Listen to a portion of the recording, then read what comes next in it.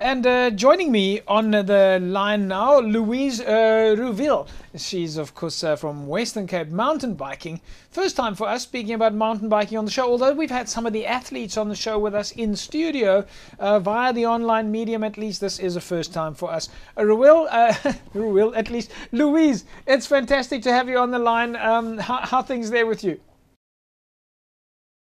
Things are very, very well. Thank you very much. We're all excited. It's currently the cross country Olympic XCO, as you know it, maybe. It's the World Championship at the moment in Leogang in Austria. So we're all very excited here in the mountain biking community.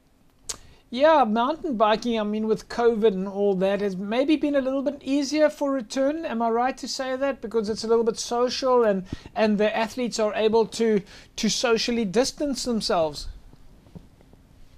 Absolutely. COVID, of course, was very, very challenging for all sporting disciplines. But mountain biking, we are very fortunate. The sport is done outside, not in a confined space. Social distancing is very easy. It's not a contact sport. And of course, just through the restrictions of the curfew, we couldn't really go outside, but that changed over the months, and a lot of riders were also very fortunate in having indoor trainers that they could Right. use. Yeah, yeah. But of course, for I mean, you're one of the few sports that you're able to train socially. You can go out on your bike in the mountain on the weekend, and that could be considered like a high performance training session. I know it's a wonderful, wonderful sport. It's very social, or you can do it all by yourself. You can train with a little group of friends. You can join a club. You can join an academy. It's your choice. Louise, so of course we know I suppose the phrase has now been coined, the weekend warriors. Mountain biking has become an enormous sport. I mean, there's hundreds of thousands of people that are doing mountain biking, and on any given day you can go outside and you'll see mountain biking guys on the roads, in the parks, on the mountains. We're obviously doing really well from a cycling perspective. Yes, we are, and it's easy to know why it is like that. It's a very healthy sport. It's a sport that's done outside in a beautiful environment. You take your bicycle and you spend the whole morning or afternoon in the most beautiful mountains in South Africa. We have beautiful trails, Stellenbosch, Paul, Contermanskloof, Hermanus, Hemel en Aarde. It's magnificent. So is that how the guys do their mountain biking training? Do they go and look for trails, or how do you structure it from an organizational point of view? Yes, in all in the various towns, most towns and cities in our province at least, there will be some trails that the guys can ride.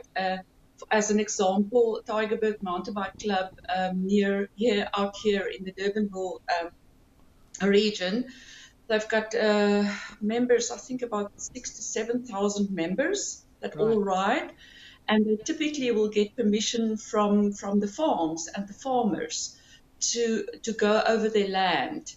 And then there's a team that will maintain the trails for the riders. Of course, that is what you pay a membership, an annual membership fee for. Yeah. Yeah. That's your kind of casual riding and your training that you do. Yeah. So how do you move it then into, call it, a competitive structure when you've got athletes that are on trails and they're doing it socially? Um, how do you then merge that into a competitive event where you need to know distances and have marshals and so on? Yes, so just a very small background. Biking consists of various disciplines. There's the cross country, the XCO, which is the Olympic discipline. There is marathon, which is cross country is laps that you do in a competition, typically between 4 and 6 kilometers long, and in various age categories.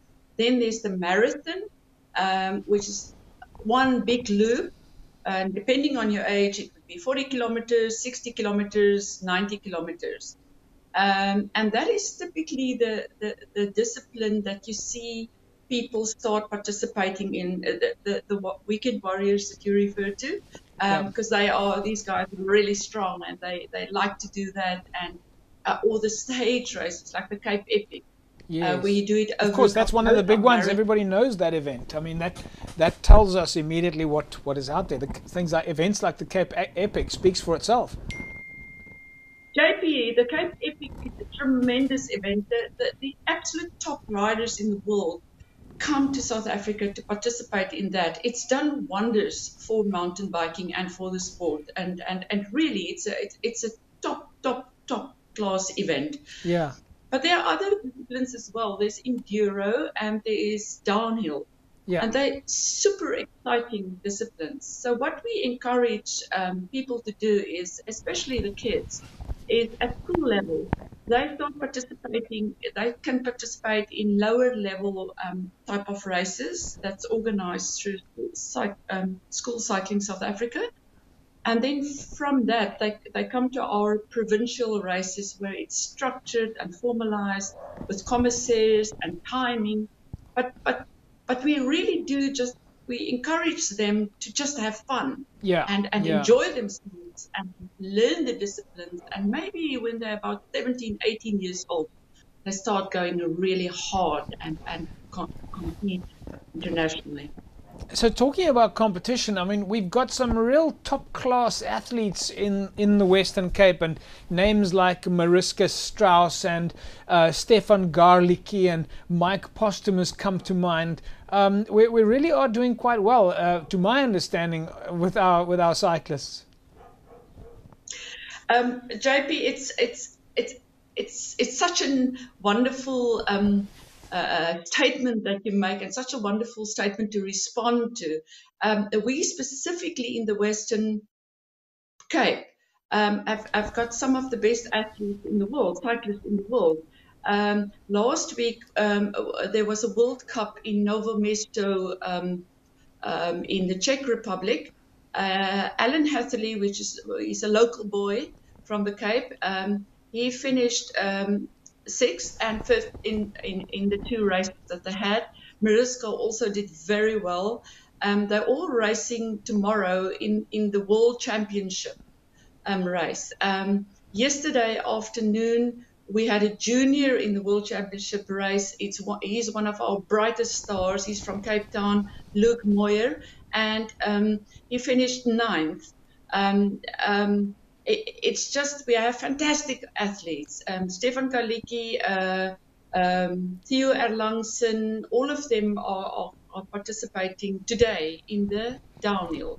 So it's so exciting. And it's quite incredible the challenges that these athletes go through.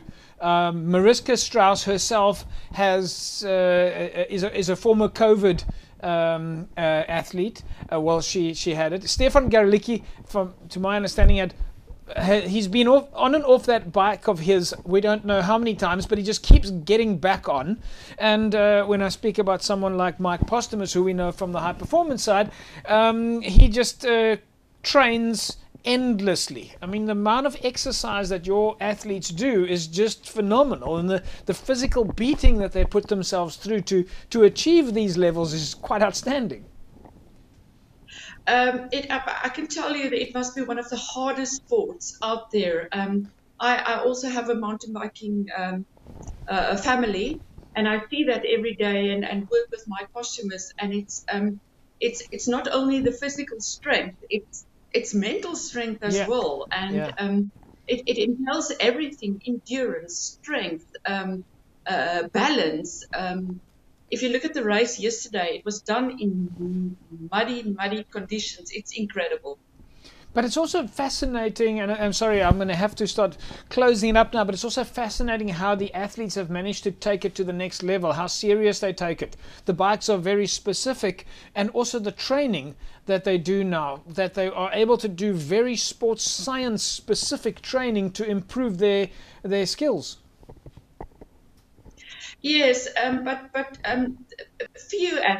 few cyclists do that. From our point of view, as being involved in the administration side, we do not encourage our young riders to go that route. We really encourage them to learn the skills and learn the basics, and then they can go up a notch. So our focus for young riders would be join a academy where you can ride Yes. with other kids and build up your skills. And once you reach the age of junior, which would be 17 to 18 years old, then you go up a notch and it becomes all scientific and it becomes really professional almost. Louise, it's fascinating. I'm sure we're going to have to talk to you again soon. We could probably talk for hours and hours. All these different disciplines that you've got, downhill and BMX and Exco and marathon, and it's really fascinating. And obviously, it's something that appeals to everybody because we see the numbers on the weekends. Everybody's just out there having fun, regardless of the weather. In fact. Yeah, I invite anyone to contact me if they're interested, depending on their level and they're unsure, can they participate or not, where should they start, should they join a club, please contact me. You can go to our website, WP Cycling, and just drop us a message there and I will reply to you. Also on our Facebook, Western Province Mountain Biking Commission. Yeah. That's for the region, but you're most welcome to contact me. Fantastic, Louise. Great chatting with you, and we'll speak to you again soon. Thank you, JP, and thank you for inviting me to your show. I appreciate it. Great stuff. There we go, folks. Louise Ruwiel from the Western Cape mountain biking. And wow, as I said, we could probably talk forever. So many different disciplines within the mountain biking structures and our athletes doing so well. But important, I suppose, what she said at the end there, that's the encouragement for the kids to get involved, have fun, be social, and get on the bikes and just, as I said, just go out and have fun.